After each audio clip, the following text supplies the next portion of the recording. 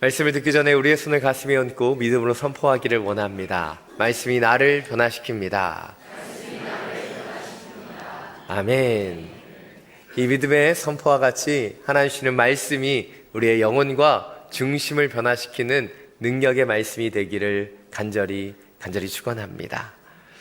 베토벤의 운명 교향곡이 있습니다.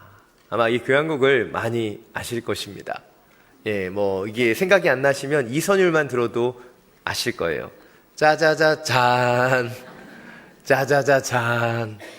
굉장히 부끄럽지만 제가 이거를 하는 이유는 이 선율을 통해서 얘기하고 싶은 것이 있기 때문이죠.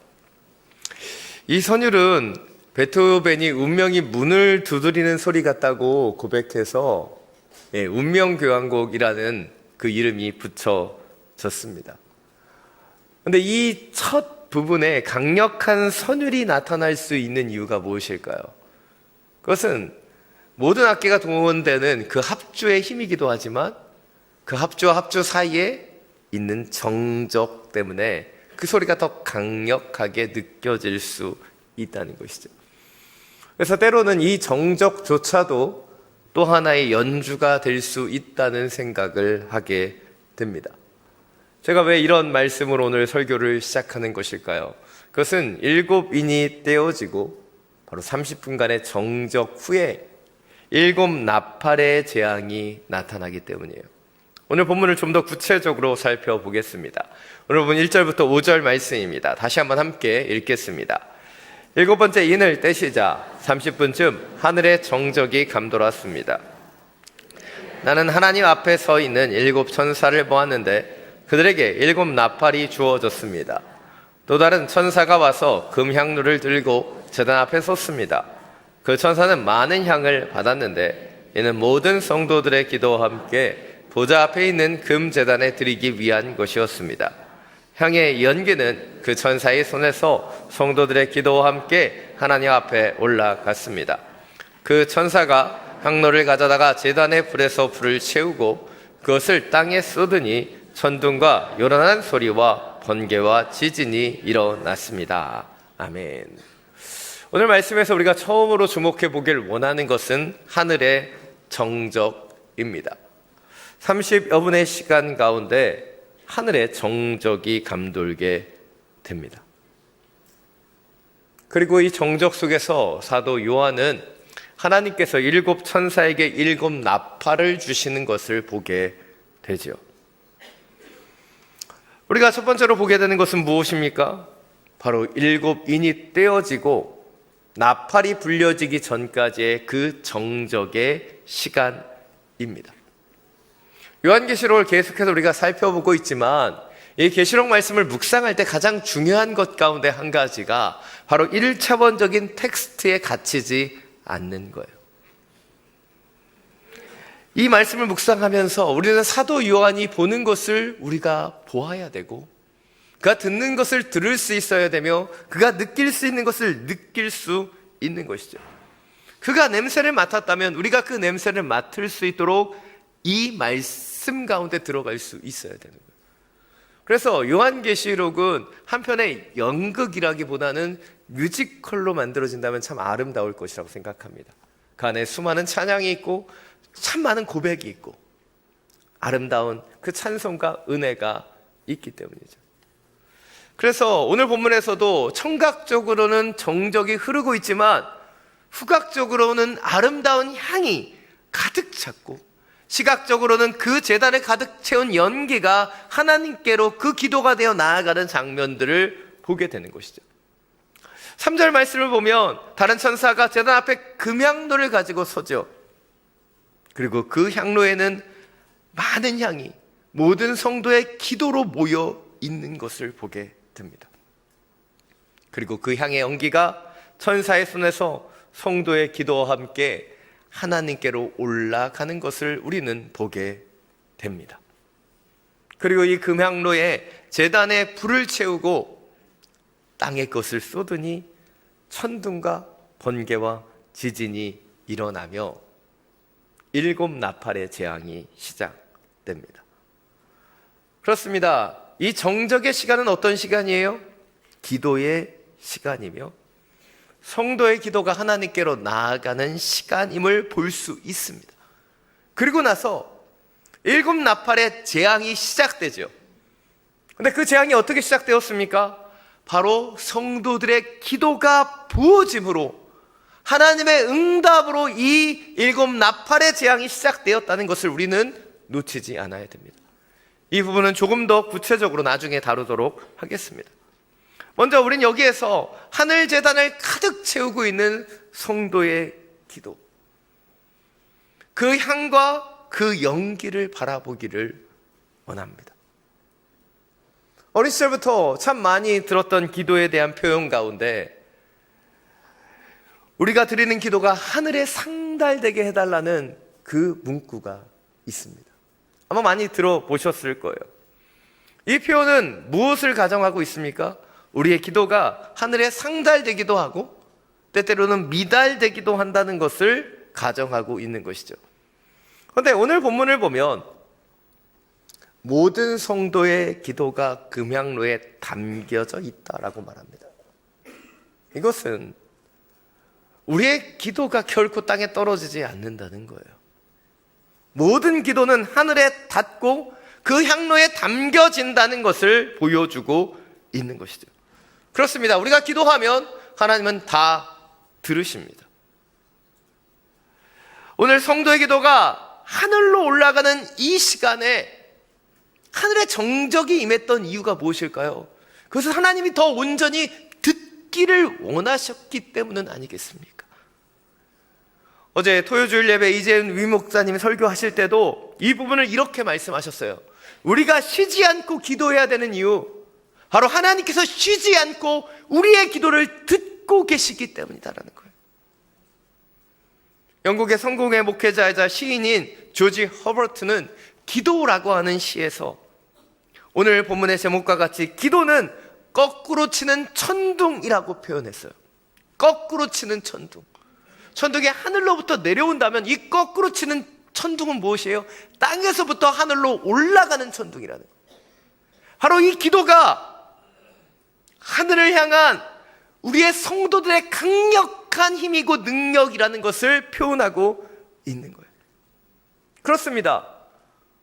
우리의 기도는 하늘로 올라가는 천둥과 같은 강력한 힘이 있고 하나님은 우리의 모든 기도를 다 들어주고 계시다는 거예요. 그렇다면 우리는 여기서 한 가지의 질문을 던지게 됩니다. 왜 하나님께서 우리의 기도가 다 상달되고 다 들으시는데 어떤 기도에는 응답하시고 어떤 기도에는 응답하시지 않는 것일까요? 제가 질문했는데 저만 보고 있지 마십시오. 한번 생각해 보세요. 왜 어떤 기도는 응답되고 어떤 기도는 응답되지 않는 것일까요? 이 질문에 대한 답이 요한일서 5장 14절부터 15절에 나타납니다. 자막을 통해서 함께 읽겠습니다. 하나님을 향해 우리가 갖는 확신은 이것입니다. 곧 무엇이든지 우리가 그분의 뜻을 따라 구하면 하나님께서 우리가 구하는 것을 들으신다는 것입니다. 그리고 우리가 무엇을 구하든지 하나님께서 들으시는 것을 알면 우리는 우리가 구한 것들을 그분으로부터 받는다는 것도 압니다. 아멘. 뭐라고 얘기하고 있습니까? 우리가 그분의 뜻을 따라 구하면 하나님께서 그 뜻을 들으실 뿐만 아니라 우리가 구한 대로 주신다는 거예요. 그렇습니다. 우리가 기도한다는 것은 너무나 중요합니다. 그러나 더 중요한 것은 우리가 기도할 때 우리의 뜻대로가 아닌 아버지의 뜻대로 기도할 수 있어야 되는 거예요. 마치 예수 그리스도께서 겟세마네 동산에서 내 뜻대로가 아닌 아버지의 뜻대로 임하소서라고 이야기하셨던 것처럼 우리는 그렇게 기도해야 되는 것이고, 그렇게 기도할 때 우리의 기도 가운데 역사하시는 하나님을 우리는 볼 수 있게 되는 거예요. 이것이 오늘의 첫 번째 포인트입니다. 우리는 우리 기도를 들으시는 하나님께 예수님처럼 기도할 수 있어야 돼요. 우리의 뜻이 아닌 하나님 아버지의 마음을 알아 아버지의 뜻을 위하여 기도해야 하는 것이죠. 그런데 우리 현대인들의 문제는 무엇입니까? 영적인 기도조차도 자기 중심적인 그 기도로 나아간다는 것이에요. 우린 열심히 기도합니다. 근데 우리의 기도의 모습을 보면 나는 변화되지 않고 여러 상황이 변화되기를 기도해요. 나는 가만히 있으면서 다른 사람이 달라지기를 기도할 때가 얼마나 많이 있는 거예요. 그런데 참된 기도는 무엇입니까? 상황과 환경, 다른 사람을 바꾸기 이전에 내가 먼저 달라질 수 있는 것, 그것을 결단하는 것이 주님이 우리에게 가르쳐 주신 기도는 아니냐는 것입니다. 또 우리는 열심히 기도합니다. 어떤 분들은 오랫동안 기도하죠. 그러나 속도보다 더 중요한 것이 방향입니다. 그래서 우리 기도에서 중요한 것은 우리가 얼마나 바른 것을 기도하는가, 그것이 더 중요하다는 거예요. 대학 시절에 저는 주님을 만나고 부모님의 신앙의 유산을 통해 저 자신의 신앙으로 성장할 수 있게 되었어요. 그리고 저는 그때 열심히 기도했습니다. 학교에서 돌아오는 길에 꼭 교회에 들려서 그 중예배당에서 늘 기도했던 그 시간들이 떠오릅니다. 그때 저는 열심히 기도했습니다. 내가 원하는 것을, 내가 바라는 것을 하나님께 그렇게 기도했어요. 때때로 하나님은 저의 그런 기도에 져주시기도 했고 제가 원하는 것을 이루어 주시기도 하셨습니다. 그런데 때때로는 그 기도에 침묵하셨고 응답하시지 않기도 하셨어요. 그 시간을 통해서 주님은 저에게 기도를 가르쳐 주셨습니다. 그리고 자신의 의를 내려놓고 자신의 생각을 내려놓고 자신의 계획을 내려놓고 하나님께 전적으로 의탁하는 기도가 얼마나 중요한지를 알게 하셨어요. 아마 그런 깨달음이 없었다면 여전히 저는 저의 만족과 유익을 구하며 세상 속에 살아가고 있었을지도 모릅니다. 그런데 이 맡겨드림의 기도를 통해 제 삶을 의탁했고 주님은 저를 부르셨으며 저는 저의 계획을 내려놓고 지금 이 자리에 여러분과 함께 서 있습니다. 지난 목요일에 테니스를 치러 나갔다가 동호회에 있는 한 분이 제가 목사인 걸 알기 때문에 이런 질문을 하셨어요. 요즘 기도 많이 하시겠어요? 헌법재판관의 판결을 앞에 두고 아마 교회 다니는 사람의 의중을 좀 떠보는 이야기 같았습니다. 그래서 그냥 대답하지 않고 조금 더 진중하게 답을 했어요. 저는 어떤 뜻을 가지고 기도하지 않는다고.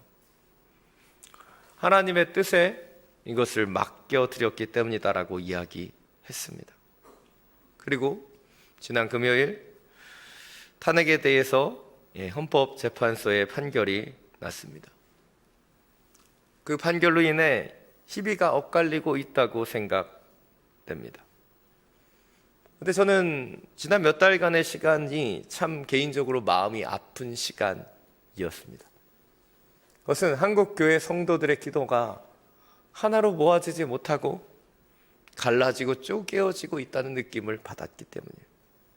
자신의 생각, 자신의 뜻대로 기도하면서 양극단으로 갈려지는 그 기도의 모습을 보며 너무나 마음이 아팠어요. 이제 모든 것이 결론처럼 나버렸습니다.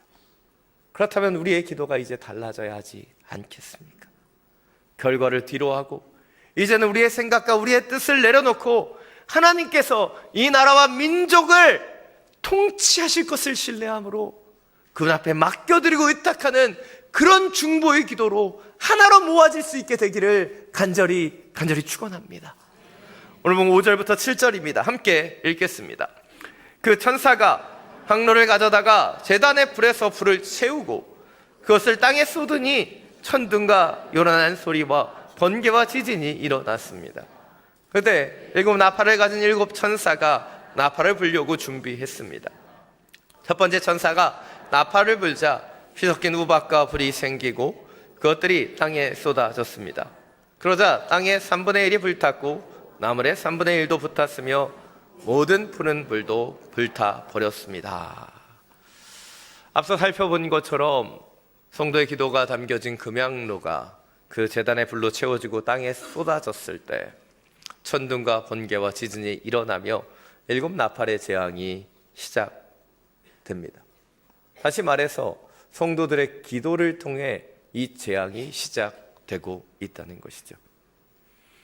그런데 우리는 우리의 기도로 시작된 이 재앙을 보며 두려워합니다. 겁내요. 물론 저도 본문을 보면 겁이 납니다. 첫째 나팔이 부러질 때 땅의 3분의 1이 불타고, 둘째 나팔이 불려질 때 바다의 3분의 1이 파괴되고, 셋째 나팔이 불려질 때 강과 샘의 3분의 1이 마실 수 없게 쓰게 되며, 넷째 나팔이 부러질 때 하늘의 3분의 1이 어두워지고, 다섯 번째 나팔이 불려질 때 무정에서 메뚜기가 나와 온 땅을 해를 입히며, 여섯 번째 나팔이 불려질 때 오늘 본문에 자세히 나타나지만 4명의 천사들이 풀려나고, 그리고 그들에게 속한 마병대가 뭐 이상하게 생긴 말을 타고 와서 사람들의 3분의 1을 해칩니다. 우리가 이런 장면들을 보면서 우리는 마지막 때를 두려워하게 되는 거예요. 이런 재앙이 임하는 것을, 심판이 임하는 것을 우리는 두려워할 수 있어요. 그런데 7번째 나팔이 불려지자 어떻게 되느냐는 거예요. 요한계시록 11장 15절부터 17절입니다. 자막을 통해서 함께 읽겠습니다. 7번째 천사가 나팔을 불었습니다. 그때 하늘에서 큰 음성이 나며 말씀하셨습니다. 세상 나라가 우리 주와 그리스도의 나라가 됐으니 그분이 영원토록 왕노릇 하실 것이다. 그러자 하나님 앞에 자기 보좌에 앉은 24 장로들이 엎드려 하나님께 경배하며 말했습니다. 지금도 계시고 전에도 계셨던 전능하신 주 하나님 감사합니다. 하나님께서는 큰 권능을 취하시고 다스리십니다. 아멘. 7번째 나팔이 불려지자 이 세상의 나라가 그리스도의 나라가 되었으며 이 땅에 예수 그리스도가 왕으로 오시는 거예요. 그렇습니다. 우리는 계시록을 보면서 재앙을 보지요. 심판을 봅니다. 이 재앙은 불신자들에 대한 경고이며 온전한 믿음을 가지지 못한 자들을 향한 부르심이에요. 그러나 이 재앙은 결론이 아닌 과정이죠. 이 재앙을 통해 결국 하나님의 나라가 임하게 되고, 이 땅에는 죄악이 사라지고 하나님을 경외하는 자들만 남게 될 것이며, 결국 새하늘과 새 땅이 임하게 되기 때문이에요. 이것이 오늘의 두 번째 포인트입니다. 우리는 7 나팔을 통해 내려오는 재앙을 보며 두려워하는 것이 아닌 그 재앙을 통해 죄악이 사라지고 하나님의 나라가 임하는 것을 기대하고 소망할 수 있어야 되는 거예요. 이것이 계시록의 말씀을 이 마지막 때에 하나님께서 주신 이유인 거예요. 유대력으로 7월 1일은 나팔절입니다. 나팔을 불어 기념하는 날이죠. 특별히 이 나팔절은 유대 절기로 새로운 해를 시작하는 첫날이에요. 이날 대제사장은 큰 양각 나팔을 부고 새로운 해를 선포하며 그 나팔을 붑니다. 그러나 이 나팔은 새해를 맞이하는 나팔이기도 하지만 10일 후에 7월 10일에 대속죄를 준비하는 나팔이기도 한 거예요. 이스라엘 사람들은 이 나팔의 소리를 들으며 새해를 맞이하지만 이 나팔의 소리는 단순히 새해를 맞이하는 것을 넘어서서 영적인 시그널이 되어 그들에게 참회와 금식으로 대속죄를 준비하게 했기 때문이에요. 동일합니다. 오늘 7 천사들에 의해서 불려지는 7 나팔은 바로 영적인 시그널이에요. 이 재앙을 넘어 하나님의 나라로 나아가는 주님의 시간이며 영적인 과정인 것이죠. 지난달 경북 지역의 산불 피해가 너무나 심각했고 미얀마에는 큰 지진이 찾아왔습니다. 그리고 수많은 사람들이 마지막 때로 가고 있다라고 얘기하죠. 그러나 이런 영적인 시그널에서 우리가 보아야 되는 것은 두려움이 아니라 더욱 담대하게 서서 이 시대에 우리에게 맡겨주신 그 사명을 감당하는 것이 아니겠습니까? 사도 바울은 에베소 교회를 사역하며 지쳐있던 디모데에게 편지에서 말합니다. 디모데후서 1장 7절 통해 이렇게 권면해요. 하나님께서 우리에게 주신 것은 두려움의 영이 아니라 능력과 사랑과 절제의 영이다. 아멘. 사랑 여러분, 이 마지막 시대를 살아가며 두려워하지 마십시오. 주님 우리에게 주시는 것은 두려움의 영이 아니라 능력과 사랑과 절제의 영이기 때문이죠. 세상의 근심, 두려움, 그 무서움들을 주님께 의탁하고 주님이 주시는 능력과 사랑으로 다시 한번 일어나 주님 다시 오실 때까지 그 사명을 감당하는 하나님의 사람들이 되시기를 간절히 축원합니다. 오늘 마지막으로 오늘 보면 20절부터 21절 말씀 함께 읽겠습니다. 이 재앙에서 죽임을 당하지 않고 남은 사람들은 자기 손으로 저지른 일들을 회개하지 않고 도리어 귀신들과 금은 청동 돌나무로 만든 보거나 듣거나 걷지도 못하는 우상들에게 경배했습니다. 그들은 또 그들의 살인과 그들의 복술과 그들의 음행과 그들의 도둑들을 회개하지 않았습니다. 아멘. 여섯 번째 나팔을 통해 세상의 3분의 1의 사람들이 다 죽임을 당하게 됩니다. 근데 오늘 본문에 나타나는 남은 자들의 반응은 참으로 놀랍습니다. 그들은 자신의 죄악을 회개하지 않죠. 도리어 귀신들과 금은 청동, 나무로 만든 우상들을 경배하고 있어요. 인간의 완악함을 그대로 보여줍니다. 비슷한 인간의 완악함을 볼 수 있는 본문이 바로 출애굽기 과정에서 나타나는 이집트 왕 바로의 완악함입니다. 이집트 땅에는 10개의 재앙이 내려집니다. 근데 재앙이 내려질수록 바로의 마음은 더욱더 완악해지지요. 10번째 장자의 죽음이 나타나자 어쩔 수 없이 그는 이스라엘을 내보내죠. 그러나 그의 마음은 다시 금방 완악해져서 홍해까지 그 이스라엘을 뒤쫓아가지 않습니까? 그렇다면 요한계시록에 나타나는 하나님의 모습은 어떠하냐는 것이에요. 하나님은 일곱 나팔, 7 대접의 재앙을 통해서 점진적으로 반복적으로 그 강도를 더해가며 경고와 재앙을 내리고 계십니다.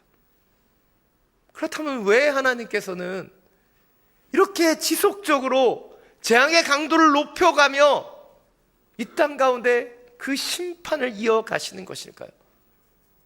그 이유는 인간의 완악함 때문이에요. 회개하지 않는 그 악함 때문이죠. 인간들은 여전히 오늘 본문에 나타난 것처럼 완악하여 회개하지 않고 귀신을 섬기고 우상을 바라보고 있지만 하나님은 7 인을 통해 7 나팔을 통해 7 대접을 통해 그 재앙을 통해 그들을 돌아오라고 부르고 계시는 거예요.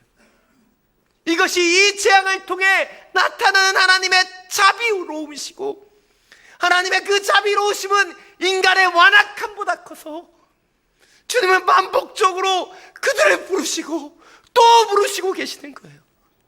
이런 하나님의 마음이 이사야 54장 7절부터 8절에 나타납니다. 함께 읽겠습니다. 내가 잠시 너를 버렸지만 큰 긍휼로 너를 다시 모으겠다. 노여움이 북받쳐서 내가 잠시 내 얼굴을 내게로 숨겼지만 이제 영원한 사랑으로 내게 자비를 베풀겠다. 내 구원자 여호와께서 말씀하셨다. 아멘. 이것이 진노 가운데도 자비를 놓치지 않는 하나님 아버지의 마음인 것이죠. 주님은 이 진노를 통해, 이 심판을 통해, 이 재앙을 통해 완악한 영혼들을 부르고 계시는 거예요.